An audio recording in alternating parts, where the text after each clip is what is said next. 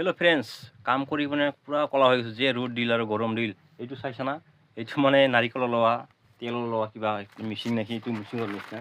ইয়াত চাহ কেনেকা ইয়াত মানে নাৰিকলটো ইয়াত দি কিনি পূৰা ঘূৰাইছে এনেকা কৰি পূৰা পিচি ওলাই তেল ওলাইছিল। আৰু মানে চব্জি এইটো মানে তেলৰ লগত নাৰিকলৰ চব্জি, এইটো মানে মেইন মছলা হয় নাৰিকলটো কেৰেলাৰ। খাব লাগে মাজে মাজে। আমি মানে বেছি নাখাওঁ, আমাৰ ৰুমতে এনে অইল খাম, পাম অইল।